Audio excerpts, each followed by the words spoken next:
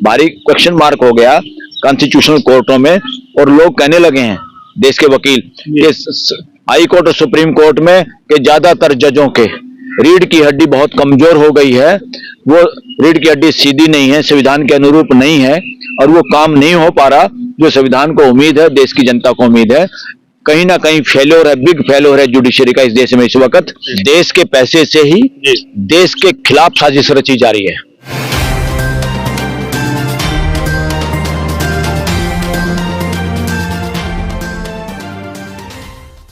नमस्कार, मैं सुनील अभय और आप देख रहे हैं HD न्यूज इंडिया। हमारे साथ मौजूद हैं मलिक साहब, सुप्रीम कोर्ट के सीनियर एडवोकेट हैं। और जिस तरीके से आज पूरे भारतवर्ष में ईवीएम को लेकर के हो हल्ला हो रहा है, ईवीएम की चोरी जगह जगह पकड़ी जा रही है और पूरा जो देश है वो अब ईवीएम के खिलाफ खड़ा हो चुका है, उसके बावजूद भी निर्वाचन आयोग हो, सरकार हो, ये मानने को तैयार ही नहीं है कि ईवीएम में गड़बड़ी हो भी सकती है, और हमेशा वो ईवीएम के माध्यम से चुनाव कराना चाहते हैं। लगातार आपने देखा भी होगा कि अभी जिस तरीके से 5 राज्य में चुनाव हुआ, उसके बाद 15,000 याचिकाएं आती हैं सुप्रीम कोर्ट में, और उसकी सुनवाई लगातार चल भी रही है। फिर भी कोई निश्चित डिसीजन हो पाएगा या नहीं हो पाएगा 2024 चुनाव से पहले, जानने की कोशिश करेंगे मलिक साहब से। सर, स्वागत है चैनल पर। जी जी, नमस्कार सर, लगता है आपको जिस तरीके से अभी जो चुनाव हुए 5 राज्यों में, 3 राज्यों में भरपूर रूप से जो है जीत करके आए, 15,000 पिटीशन लग चुकी है सुप्रीम कोर्ट में, उसके बाद कोई सुनवाई का उसका रास्ता बन रहा है या उसके ऊपर कोई निर्णय होने के आसार है? नहीं, कोई आसार नहीं है जी। सुप्रीम कोर्ट जिस जो जिम्मेवारी कॉन्स्टिट्यूशन मिली है उसमें कहीं ना कहीं पिछड़ रही है सुप्रीम कोर्ट, उससे ड्यूटी को निभाने में और संविधान को बचाने में। अब इसको क्लियर कट पूरा वकीलों का समाज, पूरे देश के वकील इस बात को समझ रहे हैं कि सुप्रीम कोर्ट और हाई कोर्ट्स की जो ड्यूटी है देश के प्रति और संविधान के प्रति और लोगों के फंडामेंटल बचाने के प्रति, वो कहीं ना कहीं ऐसा दिखाई दे रहा है जैसे इमरजेंसी वाला सिचुएशन हो देश में, उससे भी ज्यादा। जहां मुकदमा सुना जाता है मगर टरकाया जाता है, लंबा किया जाता है, डेट पे डेट दी जाती है। जो इम्पोर्टेंट केस हैं वो कुछ खास वकील जजों के सामने लगते हैं जिसमें खास महत्वपूर्ण मुद्दे हैं देश के, और वकीलों को पहले पता रहता है देखिए ये कहीं ना कहीं ये मुकदमा फलाने जज के पास जाएगा, और ऐसा होता हुआ दिखाई दे रहा है। अच्छा। और वो लंबा खींचा जा रहा है और वो देश के खिलाफ फैसले हो रहे हैं एक तरह से। सुप्रीम कोर्ट में तो महाराष्ट्र की सरकार में स्पीकर को इतनी बार बार टाइम दिया गया जो कि बिल्कुल सरेआम वकील समाज में असंतोष है उस बात को लेके कि एक तरह से ऐसा लग रहा है जैसे सुप्रीम कोर्ट ही शामिल हो सरकार चलाने में, चलवाने में। सुप्रीम कोर्ट कैसे शामिल हो सकता है सर, क्योंकि ये तो एक चौथा स्तंभ है, तीसरा स्तंभ है ये। अब तीसरा स्तंभ कमजोर होगा तो बोलेंगे नहीं क्या लोग? अगर स्तंभ को घुन लग जाए, ये 3 स्तंभ ऐसे थोड़ा है कि इनको घुन नहीं लगेगा, कितने बार घुन लगा है इन स्तंभों को। असली स्तंभ तो है देश की जनता, तो देश की जनता अपने इन स्तंभों को देखती है कितना कमजोर कौन सा स्तंभ है। तो आज वकील बिरादरी पूरे देश की को ये पूरा लग रहा है, स्पष्ट है कि कहीं ना कहीं कॉन्स्टिट्यूशनल कोर्ट की इस देश के कसौटी पे खरी नहीं उतर रही है। आपको लगता नहीं है कि अगर वकीलों की भी हम बात करें तो कुछ ही लोग हैं जो इस तरीके की मुखर बातें कर रहे हैं, जिसमें आप भी हैं, परंतु जो एक तरह से माहौल होना चाहिए था वो पूर्ण रूप से दिखाई नहीं था? क्या समर्थन में भी है कुछ लोग? ऐसा नहीं होता, समर्थन में मेजोरिटी समर्थन में ही है जी। बहुत थोड़े लोग हैं जो सरकार से बेनिफिट ले रहे हैं, सरकार के पैनल पे हैं, उनको छोड़ के। क्योंकि वो तो ऐसा ही होता है ना, जैसे कोई किसी को प्रसाद मिल रहा है वो तो अपने प्रसाद लेने में बिजी हैं, वो लोग ना के बराबर है, उनमें से रीढ़ की हड्डी दिखाई नहीं दे रही, वो बोलना उनको भी चाहिए क्योंकि ये ड्यूटी तो सबकी है। कुछ लोग जो बोलते हैं इसका मतलब ये नहीं है कि कुछ लोग में हिम्मत है, पूरे वकीलों के समाज में, पूरी बिरादरी में पूरी हिम्मत है। बहुत सारे लोग वही बात बोल रहे हैं जो हम लोग बोल रहे हैं और उन्हीं की बात को हम बोल रहे हैं। जो समर्थन है, जो भी विपक्ष में बोल रहे हैं उसके लिए निर्वाचन आयोग भी हो चाहे सरकार हो, ये कहती घूम रही है कि इस समय ये सिर्फ प्रोपेगेंडा किया जा रहा है और ये जो निरर्थक बातें, देश के पैसे से ही देश के खिलाफ साजिश रची जा रही है। देश के पैसे से देश के खिलाफ, देश के पैसे से ही एडवर्टाइजमेंट की जा रही है। मोदी की गारंटी, मोदी हर पेट्रोल पंप पे फोटो, सारा का सारा असंवैधानिक काम है। देश की जनता इनको सबको सफेदी करेगी इन चीजों पे, क्योंकि अगर हाई कोर्ट और सुप्रीम कोर्ट संविधान के हिसाब से खरी नहीं उतरती, देश की भावनाओं को नहीं समझती, इग्नोर करती है, या लोगों को लगने लग जाता है कि कुछ केस कुछ खास जजों को लगाए जाते हैं, कुछ जज गोदी जज हो चुके हैं और वो केस उनको लगते हैं और वो हमेशा सरकार के पक्ष में जाता है मामला। वो मामला चाहे केस को लटकाने का हो, चाहे किसी की सदस्यता भंग करने का मामला है, कुछ भी है, लोग पहले ही समझ जाते हैं। उन जजों से लोग, वकील पहले ही समझ जाते हैं कि क्या होगा इस कोर्ट में, लोगों को न्याय नहीं मिलेगा, देश की जनता को न्याय नहीं मिलेगा। ये फैसले सरकार के समर्थन में जाएंगे या सत्ता पक्ष के समर्थन में जाएंगे, इसलिए बड़ा भारी क्वेश्चन मार्क हो गया कॉन्स्टिट्यूशनल कोर्टों में।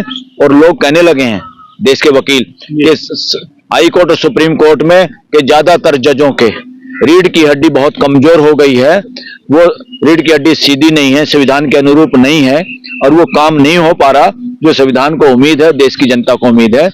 कहीं ना कहीं फेल्योर है, बिग फेल्योर है जुडिशरी का इस देश में इस वक्त, क्योंकि ईवीएम मशीन हटाने के लिए transparent, free and fair election, transparent election इस देश के लोगों का अधिकार है, और उस अधिकार को रौंदने की कोशिश में है इलेक्शन कमीशन सरकार के वजह से, क्योंकि उसके पूरे कंट्रोल में भी नहीं है सिस्टम। बहुत सारा सिस्टम जो इलेक्शन से रिलेटेड है वो सरकार के कंट्रोल में है, इसलिए फ्री एंड फेयर इलेक्शन नहीं हो पा रहा। और इवन इलेक्शन कमीशन को भी पता है कि कहीं ना कहीं हाई कोर्ट और सुप्रीम कोर्ट भी इसका कुछ नहीं बिगाड़ पाएंगी, या उसको वही करना पड़ेगा जो सरकार चाहती है, क्योंकि हाई कोर्ट और सुप्रीम कोर्ट भी सरकार के फेवर में जाती हुई दिखाई दे रही हैं।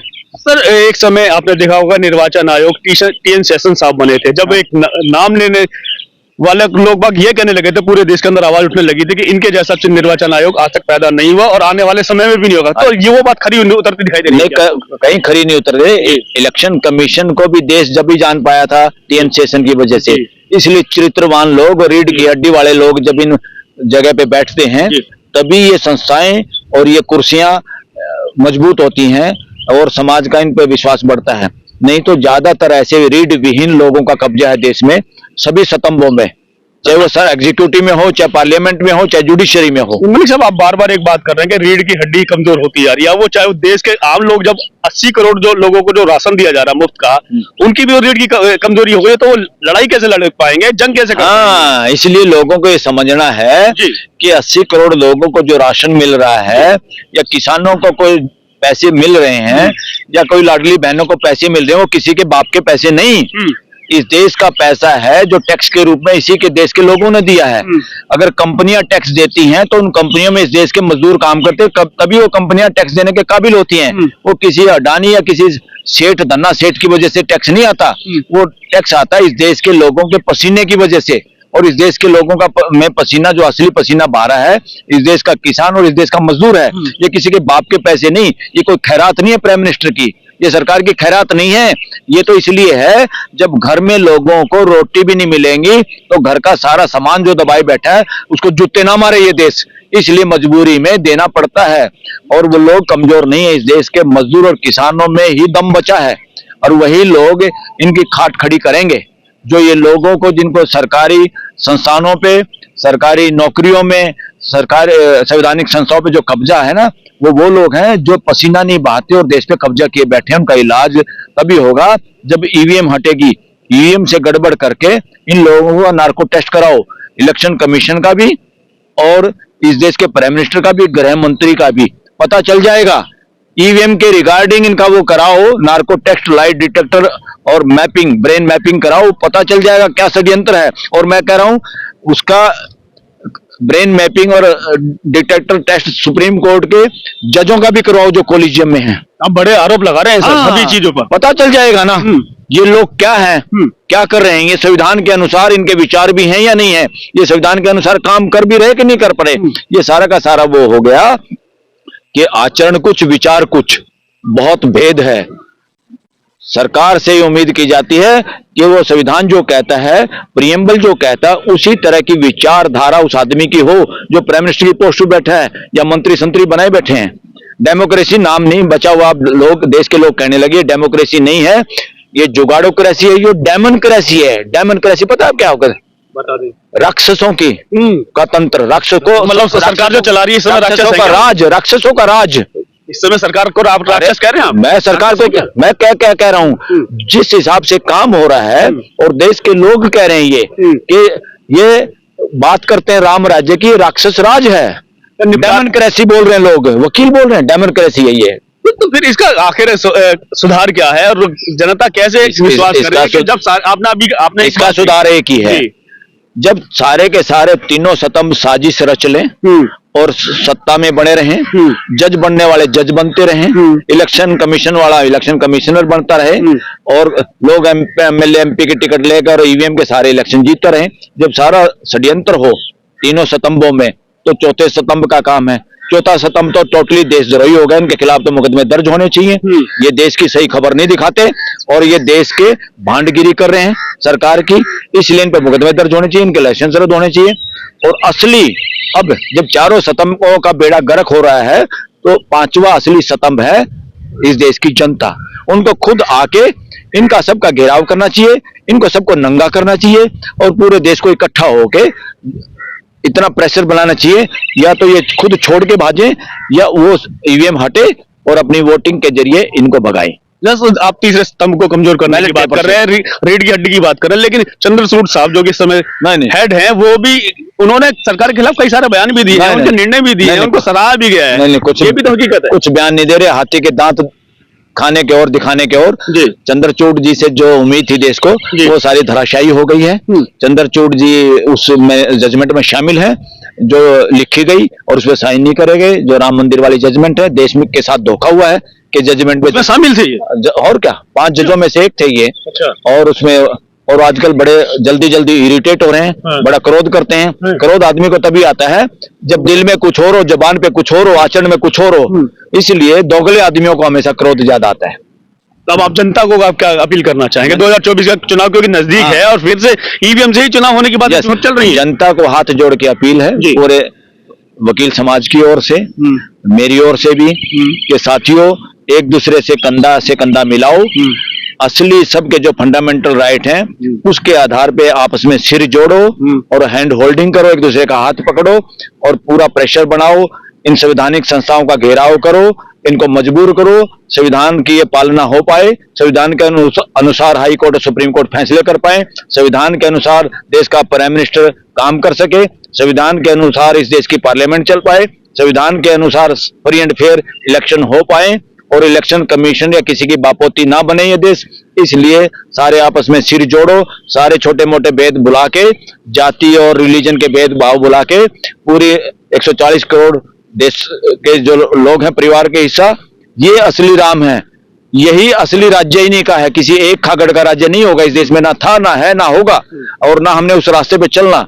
तो सारे मिलके इतना घेराओ, इतना प्रेशर बनाओ, ये गंदे लोग भागें और इलेक्शन कमीशन भी नाक रगड़े और वोटिंग बैलेट पेपर से कराए। फिर जो छाती तान के कहे इतने पार और उतने पार, इनकी अकल ठिकाने आएगी। फिर जनता जिसको चाहेगी वही पार होगा। तो ये थे हमारे साथ मलिक साहब। इन्होंने साफ साफ कह दिया कि जनता ही सर्वोपरि है लोकतंत्र के अंदर, और लोकतंत्र ही वो अधिकार दिलाने का जिम्मा है संविधान के माध्यम से जो उन्हें दिया जाता है। वो सब एक मत के आधार पर होता है और मत अगर वो सही जगह पड़ता है तो ही देश सुरक्षित होता है। यहाँ तक कि जारी तंत्र सुरक्षित होते हैं और आप खुद भी सुरक्षित होते हैं। अगर आपका मत गलत जगह जाएगा तो आप समझ सकते हैं जो आज तक 10 सालों में होने जा रहा है, क्या क्या हो रहा है, क्या क्या नहीं हो रहा है। आगे समय ऐसा ना रहे, ये जनता को खुद देखना होगा और इसके लिए खड़ा भी होना होगा। इसी के साथ मैं सुनील अभय, HD न्यूज़ इंडिया।